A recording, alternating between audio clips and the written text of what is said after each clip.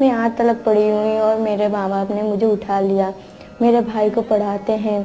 पर मेरा भी एक सपना था कि मैं डॉक्टर बनूं, पर मेरा सपना सपना ही रह गया। मैं आपसे पूछती हूँ कि लड़कियों को क्यों नहीं पढ़ाया जाता? मुझे घूमना फिरना अच्छा लगता है, लेकिन माँ बोलती हैं ज़्यादा घूमना अच्छा नहीं। अब तुम बच्ची नहीं रही। मैं सोचती हूँ इतनी पाबंदी मुझ पर क्यों? आजकल की लड़कियाँ पढ़ाई में भी आगे, इंजीनियर भी बन सकती है, डॉक्टर भी बन सकती है, फिर भी हम लड़कों से पीछे क्यों मानते हैं? लड़कों से दोस्ती ना बाबा ना लोग बातें बनाएंगे, चाहे फिर वो सच्चा दोस्त भी क्यों ना हो। हम सिर्फ शारीरिक रूप से तो उनसे अलग है, वरना हम में और लड़कों में क्या फर्क है? हम पर इतनी पाबंदियां क्यों? क्योंकि हम लड़कियां हैं इसीलिए। शादी गुड्डा गुड्डी का खेल थोड़ी है, फिर भी हमारी इतनी सी उम्र में शादी क्यों कर देते हो? हम लड़कियाँ हैं, सारे घर का काम करते हैं, छोटे भाई बहन को संभालते हैं, फिर भी हमारे माँ बाप हमको बोझ कहते हैं। क्या सही हम माँ बाप पर बोझ है? ऐसा क्यों? हम लड़की हैं, इसमें हमारा क्या कसूर? लड़की का मतलब सिर्फ से ना, बुरा तो तब लगता है जब माँ बाप लड़का लड़की में फर्क रखते हैं। माँ कहती है मैं एक लड़की नहीं लड़का हूँ, मुझे ये बात अच्छी नहीं लगती, मुझे गर्व है कि मैं एक लड़की हूँ। सुना इन्हें? छोटी छोटी बस्तियों में रहने वाली इनके जैसी कई लड़कियां हैं जिनके हैं ऐसे ही सवाल। बदलते हुए जमाने में वे भी कदम से कदम मिलाना चाहती हैं, पर आसपास के माहौल का साया इन पर मंडराता रहता है। वे अपनी पहचान ढूंढती हैं, अपने सपने पूरे करना चाहती हैं, पर ये है सवालों में घिरी हुई, कश्मकश से गुजरती हुई, अपने आप में बंधी हुई, सिकुड़ी हुई, शर्माई हुई सी, और अपने अंदर हो रहे बदलाव से कुछ हद तक बेखबर। बदलते हुए सामाजिक ढांचे में और उसमें आने वाले बदलाव से इन लड़कियों पर नाजुक असर होता है। इसी उम्र के दौरान लड़कियों के जीवन में शारीरिक, मानसिक, आवेगिक और भावनात्मक बदलाव आते हैं जो ये समझ ही नहीं पाती। शिक्षण के साथ साथ इन लड़कियों को अपने शरीर के अंदरूनी और बाह्य होने वाले बदलाव समझ में आए, वह खुद अपने आप को पहचाने। इसी बात को ध्यान में रखते हुए शुरू हुआ किशोरी स्वास्थ्य कार्यक्रम। 90 की शुरुआत में कायरो इजिप्ट में एक इंटरनेशनल कॉन्फ्रेंस हुई थी जिसमें एडोलेसेंट हेल्थ यानी किशोरी के स्वास्थ्य की काफ़ी चर्चा हुई थी, और तब ये तय हुआ था कि दुनिया भर में किशोरी को हक है ये जानने का कि उसके शरीर में किस तरह के बदलाव आते हैं और उसकी वजह से क्या क्या एहसास, क्या क्या अनुभव उसे होते हैं। तब ये प्रोग्राम शुरू करने का ख्याल आया। एक और घटना जो हमारे जीवन में बनी वो ये थी कि एक 14 साल की बच्ची अपनी माँ के साथ मेरे पास आई। वो प्रेग्नेंट थी, बहुत ही छोटी बच्ची थी। जब उसे हमने समझाया कि उसके लिए गर्भपात कराना बहुत ज़रूरी है, उस बच्ची ने बड़े फिल्मी अंदाज में मुझे कहा कि मैं इस बच्चे की माँ बनना चाहती हूँ। जब उससे पूछा गया कि इस बच्चे का बाप कौन है, तब उसने कहा कि 30 साल का एक आदमी है जो इस बच्चे का बाप है। तो ये पूरे घटना ने मुझे हिला कर रख दिया, और हमने तय किया अगर हम बच्चियों को, एडोलेसेंट को इस शोषण से बचाना चाहते हैं तो बहुत ज़रूरी है कि हम उनको उनकी इस बदलाव के बारे में उन्हें समझाएं, ताकि वो उनकी सेक्सुअलिटी पे और कहीं ना कहीं उनकी ज़िंदगी पे कंट्रोल पा सके। तो ये जो पूरी बात है वो औरत को अपना अधिकार देने की और किशोरी का अपना अधिकार देने की बात है, जिसकी वजह से हमने एडोलेसेंट हेल्थ कार्यक्रम शुरू किया है। हमने इस कार्यक्रम की शुरुआत शहर के बहरामपुरा विस्तार से की, जहां पिछले कई सालों से संचेतना का RCH यानी प्रजनन और बाल स्वास्थ्य कार्यक्रम चलता है। यहाँ के लोगों के साथ हमारा बरसों से रिश्ता जुड़ा होने के बावजूद यहाँ की लड़कियों को जातीय शिक्षण देने का कार्यक्रम शुरू करना कुछ हद तक मुश्किल ही था।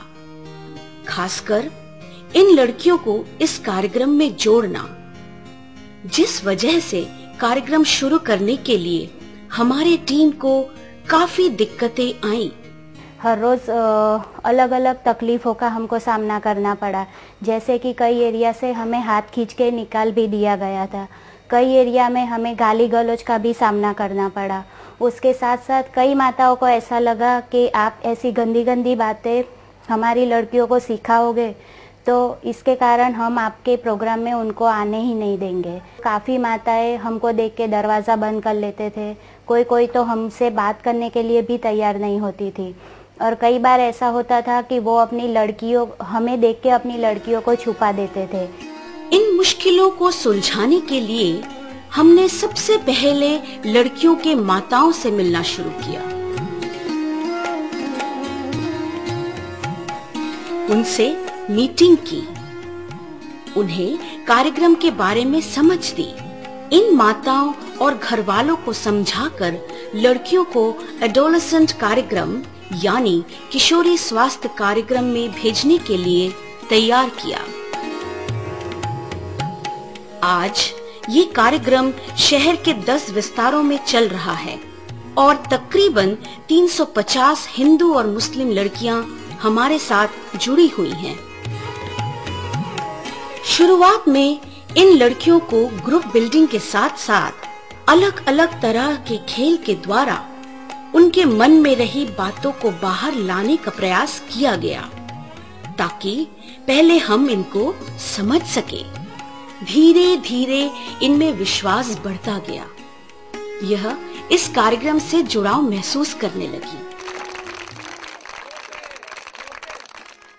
इसके बाद हमने इनके 2 ग्रुप बनाए, जिसमें 10 से 13 वर्ष की लड़कियों का एक ग्रुप और 14 से 18 वर्ष की लड़कियों का दूसरा ग्रुप। इन 2 ग्रुप की उम्र को ध्यान में रखते हुए इनको सिखाने के मुद्दे भी अलग अलग किए। जैसे 10 से 13 वर्ष की लड़कियों का ORS, डायरिया, मलेरिया, रसीकरण, शारीरिक स्वच्छता, मानसिक की शुरुआत और कैसे ध्यान रखना जैसे मुद्दों का समावेश किया। ये प्रोग्राम मुझे बहुत अच्छा लगता है क्योंकि इसमें मुझे बहुत कुछ सीखने मिला है। जो टांकियों में पानी रहता है बहुत दिन नहीं रखने का, 3-4 दिन रखने का। और टायर में पानी भरा जाता है जो बरसात का, उससे मच्छर फैलता है, गंदगी फैलती है और मलेरिया हो जाता है पूरी इसमें अपने शरीर में। मैं ये सीखूंगी और जो बस्ती में जिन्हें नहीं आता उनको सबको बताऊंगी कि इसके ऊपर अमल करें और इसके बारे में सब कुछ जाने।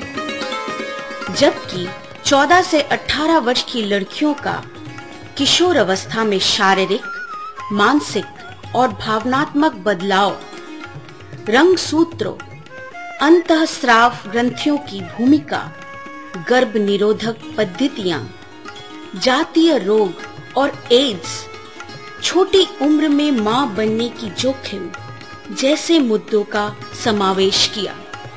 शुरुआत में ये लड़कियां इन मुद्दों पर खुलकर बात नहीं करती थी, हिचकिचाती थी, शर्माती थी, लेकिन पिछले 2 सालों में इनमें काफी बदलाव आया है। जाति शिक्षण के बारे में मुझे खास पता नहीं था। फिर उसके बाद संचेतना संस्था में से बहनें आई हमारे एरिया में, हमें ट्रेनिंग दी। कुछ लड़कियां सब यहाँ पे चर्चा करती हुई हमको मासिक के बारे में बताया। हमको ये पता नहीं था कि किस तरह से मासिक की चक्र हमारे शरीर में होता है। इसके अंदर आने के बाद मेरे को पता चला कि एक स्त्री के अंदर क्या क्या चीजें होती है और कौन सी उम्र आने पर वो चीजों का मतलब बदलाव आता है। हमको शारीरिक फेरफार के बारे में बताया, जाति शिक्षण उसकी ट्रेनिंग दी, उसमें गर्भाशय के बारे में बताया। यानी ये सोचो कि आधी डॉक्टरी का नॉलेज मेरे को इसके अंदर बताया गया है। तो मुझे वो कुछ सीखने को मिला, जो कुछ सवालात मेरे अंदर हमेशा दबे रहते थे कि ये क्यों होता है और किस तरीके से होता है, ये सब मेरे को पूछना था। मतलब तो घर में तो ये सब मैं किसी से पूछ नहीं पाती थी। तो हम लोगों ने हमारे अंदर के दिल के प्रश्न बताए, उनसे जानकारी ली और हमको बहुत सारा जानने मिला कि हम किस तरह से हम ये सब चीजों से आजाद थे। तो वहाँ पे जो ये संचेतना संस्था के अंदर जो टीचर लोग हैं, जो मेरे से उम्र में काफी बड़े हैं, मतलब उन लोगों ने मेरे साथ मतलब इस तरीके से बिहेव किया जैसे कि कोई बेस्ट फ्रेंड हो। क्योंकि मेरे जैसी और भी कई ऐसी छोटी छोटी लड़की होंगी जिनके दिमाग में कई सवालात उठते होंगे, जो मतलब वो घर में किसी से नहीं पूछ सकती है। वो सब कुछ मतलब इसमें जानने के लिए मिलता है। अगर मेरे को मौका मिला तो मैं जरूर सब लोगों को ये सब बातें दूर दूर तक पहुंचाऊंगी। इन लड़कियों का इस कार्यक्रम में उत्साह बनाए रखने के लिए और भी कई प्रवृत्तियां की जाती हैं, जैसे कि इफ्तार पार्टी, ईद, दिवाली जैसे त्योहारों को मिलकर मनाना, अहमदाबाद के ऐतिहासिक स्थलों की मुलाकातें। इन लड़कियों को जातीय शिक्षण के अलावा खुद के बचाव के लिए शारीरिक और मानसिक रूप से तैयार करने के लिए स्व बचाव पर वर्कशॉप किए जाते हैं, जिससे वह अपनी रक्षा खुद कर सके। इन लड़कियों में आत्मविश्वास बढ़ाने के लिए, उनकी अपनी पहचान समाज के सामने रखने के लिए लीडरशिप डेवलपमेंट कैंप का आयोजन किया गया, जिसमें इन लड़कियों को अपना आत्मविश्वास, अपनी टैलेंट, अपनी पहचान उजागर करने का मौका मिला। वहाँ पे हमारे को ये सिखाया कि अपने अंदर कभी, जैसे मैं कभी घर से बाहर तो नहीं गई हूँ अकेले, लेकिन अब गई हूँ तो मुझे वहाँ पे जाके विश्वास आया है। उससे हमारे में बहुत सारा कॉन्फिडेंस आया है, आत्मविश्वास आया है। हम किसी से भी खुले तौर पे बात कर सकते हैं। पहले एक दूसरे से बात करने में हमें झिझक होती थी कि कभी यूँ डरने का नहीं, अपने कभी भी कुछ काम जो है जो अपने विश्वास से कर सकते हैं, जो अपने अंदर है कि अपने ने ये करना है तो बस अपने कर सकते हैं। कराटे में जब हम लोग गए थे तो हमको ऐसा लगा कि ये सब फाइटिंग वाइटिंग हमसे नहीं होगी, और कोई हमको आके अगर छेड़ दे तो हम तो वो ऊंची आवाज से बोल भी नहीं पाते थे। लेकिन जब हमें ऐसा कहा गया कि नहीं, देखो हम कैसे करते हैं, और उन्होंने हमको बताया, हमने खुद भी उसको कराटे करके देखे, तो हमको ऐसा लगा कि नहीं, हमें सिर्फ झिझक है, ये फाइटिंग वाइटिंग नहीं है, ये सब हम कर सकते हैं। अगर कोई हमें छेड़े तो हम अपना कम से कम अपना बचाव तो कर ही सकते हैं। इस कार्यक्रम में किशोरियों ने पहली बार स्टेज पर आकर अलग अलग मुद्दे, जैसे कि लड़के लड़की में भेदभाव, लड़कियों पर नियंत्रण, माता पिता से उनकी अपेक्षाएं जैसे मुद्दों पर खुलकर चर्चाएं की, जिससे उनके माता पिता का कार्यक्रम के प्रति विश्वास बढ़ा। पहले उनको जानकारी ये सब बात की नहीं थी, जब जानकारी हुई तो अच्छा। पहले साग भाजी भी कम खाती थी, ये बहनों ने बताया तो साग भाजी भी बराबर खाने लगी। फिर मासिक के बारे में उनको सब बताया, क्या होता है क्या नहीं, कैसे रुक रुक के मासिक आता है, 13 साल में जाता है, कोई लड़की को आता ही नहीं है। फिर वो उनके माँ बाप को नहीं बताई, बहनों के साथ जाने लग गई, एक दूसरी लड़की को सब बताने लग गई। सबसे ज्यादा तो हमारी छोटी वाली बच्ची में मतलब जो है परिवर्तन आया साफ सफाई के बारे में। वो सुबह स्कूल जाती है तो नहाए वगैरह वो कभी नहीं जाती, और पानी भी लेने जाएगी तो हाथ धो के और डोए से ही पानी लेगी। मासिक के बारे में भी बताती है, गर्भाशय के बारे में बताती है, फिर जो भारी पाँव वाली औरतें होती है क्या क्या चीजें खानी पड़ती है, कठोर, हरे पत्ते की सब्जियां, ये सब बताती है। और जो मेरी 2 लड़की शादीशुदा हैं, तो 2-3 बच्चे की माँ है, लेकिन उनको इतना अनुभव नहीं है जितना ये छोटी लड़की को है। सभी बहनों को अपनी बच्चियों के लिए ये छूट देना चाहिए कि ये बहनों के साथ हर लड़की पढ़े। हर माँ बाप को ऐसा चाहिए कि अपनी लड़कियों को भेजे। वर्ष 2004 में लड़कियों की भ्रूण हत्या का मुद्दा बहुत ही चर्चा में रहा। इस मुद्दे को लोगों तक पहुंचाने के लिए हमने किशोरियों के साथ रैली निकाली और इस मुद्दे पर आधारित नाटक का आयोजन किया, ताकि लोगों तक ये बात पहुंच सके। इसके अलावा विविध जातीय मुद्दों पर छोटी छोटी पुस्तिकाएं भी बनाई गई, पोस्टर बनाए, जिसे दूसरे संस्था और बस्तियों तक पहुंचाया गया। आज किशोरावस्था स्वास्थ्य कार्यक्रम को 2 साल पूरे हुए हैं। कार्यक्रम से जुड़ी किशोरियों में बदलाव आया है, जो हम देख सकते हैं, वो खुद भी देख सकती हैं, महसूस करती हैं। एक ही रुख के नतीजे पे पहुंचने वालों, मौत इस रुख का अनुभव भी तो हो सकती है। अरे कोई औरत जिसे दिल खोल कर चाहा जाए, सिर्फ बीवी ही नहीं माँ भी तो हो सकती है। उनका परिवार देखता है। भविष्य में अन्य लड़कियों को साथ लेकर और भी कार्यक्रम है। पिछले कुछ साल में हमने ये जो एडोलेसेंट हेल्थ कार्यक्रम चलाया, बच्चों ने जिस तरह से उसको रिस्पॉन्ड किया, और ये बच्चों का जिस तरह से आत्मविश्वास बढ़ा है उससे हमारी खुद की हिम्मत काफ़ी बढ़ी है और हम चाहते हैं कि हम ज़्यादा बच्चों तक पहुंच पाए। इसलिए हम कुछ नए विस्तारों में काम करना शुरू करना चाहते हैं। उसके साथ साथ हम 8 से 10 स्कूलों में गए हैं, उनके प्रिंसिपल से हमने बात की है, उनके टीचरों से हमने बात की है और हम चाहते हैं कि इन स्कूलों में हम एडोलेसेंट हेल्थ का कार्यक्रम शुरू करें ताकि एक साथ 1000 से ज़्यादा बच्चों तक हम एक साल में पहुंच पाए। हम ये भी चाहते हैं कि जिन बच्चों के साथ हम 2 या 3 साल से काम कर रहे हैं उनमें से कुछ बच्चियाँ हमारी ट्रेनर बने ताकि जो ट्रेनिंग 2 साल में हमने उनको दी है वही ट्रेनिंग वो और बच्चों तक पहुंच पाए और इस तरह से हमारा जो पहुंच है वो काफ़ी लड़कियों तक जाए।